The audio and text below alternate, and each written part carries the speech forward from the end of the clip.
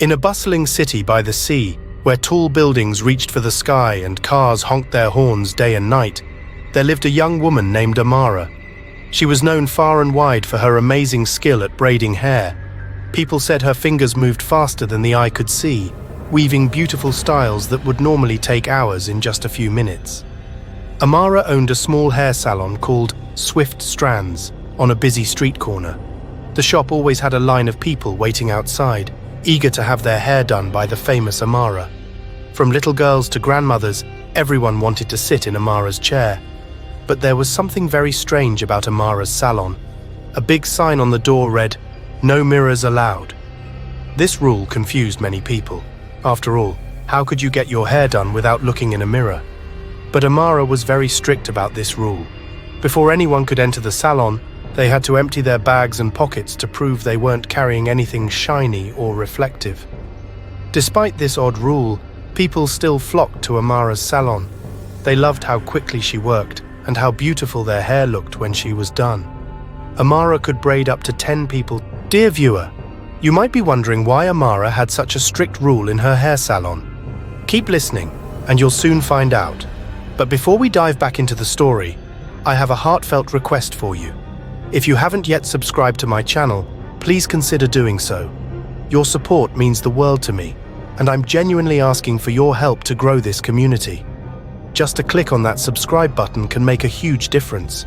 And to my returning subscribers, welcome back. I'm thrilled to have you here once again. Thank you so much for your continued support. Now let's get back to the story. One sunny morning, a new customer named Neka came to the salon. She had just moved to the city and hadn't heard about the no mirror rule. As Amara's helper, Chidi was checking Neka's bag at the door. Neka slipped a small pocket mirror into her pants pocket without anyone noticing. Neka sat down in Amara's chair, excited to get her hair done. "I've heard so much about you, Amara," she said. "Can you give me box braids? I have a picture to show you." Before Amara could stop her, Neka pulled out her little mirror to show the hairstyle she wanted. As soon as the mirror caught the light, Amara let out a terrible scream. "No! No mirrors!" Amara shouted, covering her eyes. "Quick, put it away!" Confused and scared, Neka stuffed the mirror back into her pocket. "I'm so sorry," she said. "I didn't know about the rule. I won't take it out again, I promise." Amara took a deep breath, trying to calm down. "It's okay," she said finally, "but please never bring a mirror into my salon again. It's very important." Neka nodded, still confused but not wanting to upset Amara further. She sat still as Amara began to work on her hair, amazed at how quickly the braider's fingers moved. In less than an hour, Neka's hair was done. The box braids were perfect, neat, and beautiful. Neka couldn't believe how fast Amara had worked. She left the salon happy but curious about the strange mirror rule. Word of Amara's skill spread even further, reaching a young woman named Adanna who lived in a nearby town. Adanna was very curious and loved solving mysteries. When she heard about Amara's amazing speed and the no mirror rule, she knew she had to visit the salon herself. The next day, Adanna arrived at Strands. She read the sign about no mirrors and let Chidi check her bag. But Adanna had a plan. She wanted to find out the truth behind Amara's incredible skill and the mirror rule. As Amara worked on Adanna's hair, the curious customer started asking questions.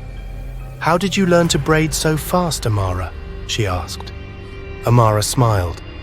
"Oh, it's just a gift I have," she said quietly. But Adanna noticed something strange. As Amara worked, she seemed to be whispering under her breath. And sometimes, out of the corner of her eye, Adanna thought she saw a shimmer in the air around Amara's hands. When Adanna left the salon, her hair looked amazing. But she was sure there was more to Amara's skill than just talent. She decided to do some investigating. Adanna visited an old woman named Mama Eze, who lived on the edge of town. People said Mama Eze had the sight. She could see things others couldn't. Adanna told Mama Eze about Amara and the strange things she had noticed in the salon.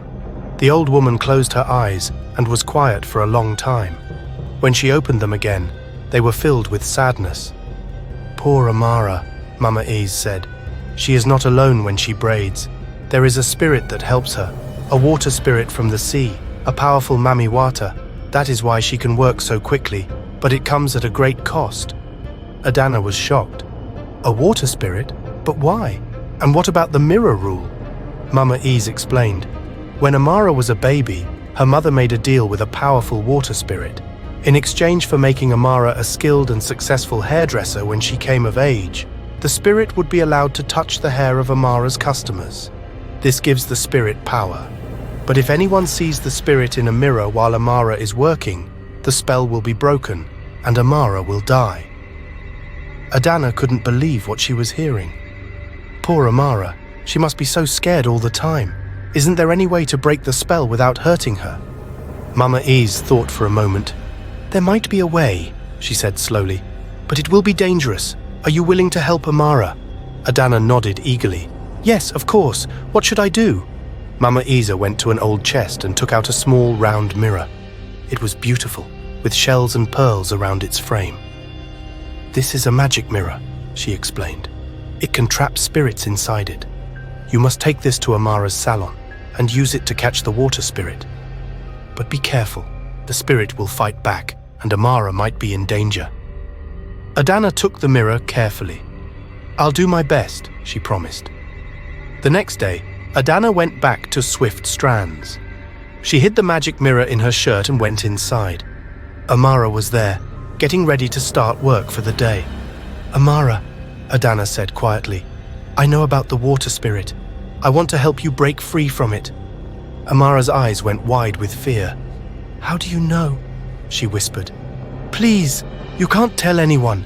The spirit will hurt me. Adanna showed Amara the magic mirror. This can trap the spirit, she explained, but we have to be careful. Will you trust me? Amara looked scared, but she nodded. I've been trapped for so long, she said. I'll try anything to be free. Just then, they heard a splash.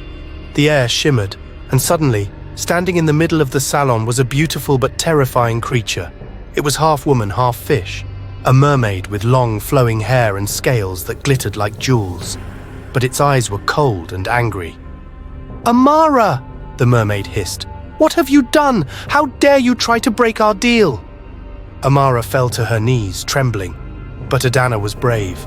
She held up the magic mirror, pointing it at the mermaid.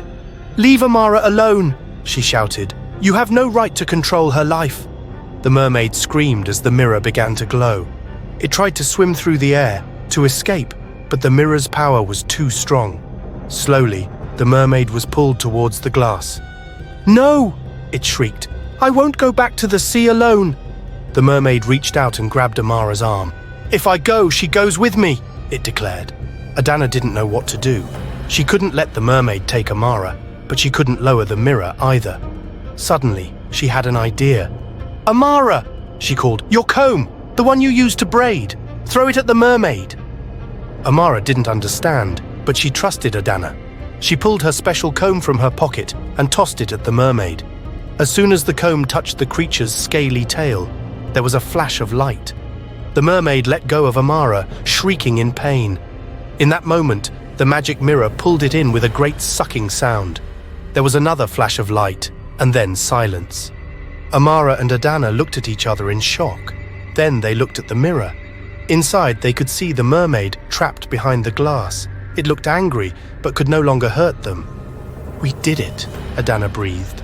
You're free, Amara. Amara began to cry with relief. Thank you, she said, hugging Adanna tightly. Thank you for saving me. From that day on, things changed at Swift Strands. Amara took down the No Mirrors Allowed sign. She still braided hair beautifully, but now she did it at a normal speed, without any magical help. Her customers didn't mind waiting a little longer because they knew Amara was happy and free.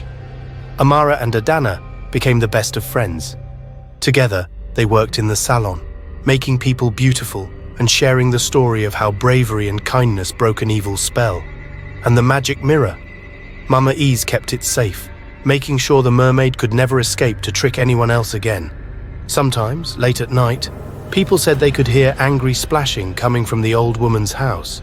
But in the city by the sea, everyone slept soundly, knowing that Amara was finally at peace. As the weeks passed, Amara's salon became even more popular than before. People loved that they could now use mirrors to see their hair as it was being done. Amara's gentle touch and kind smile made everyone feel welcome, and her natural skill, though slower than before, was still impressive.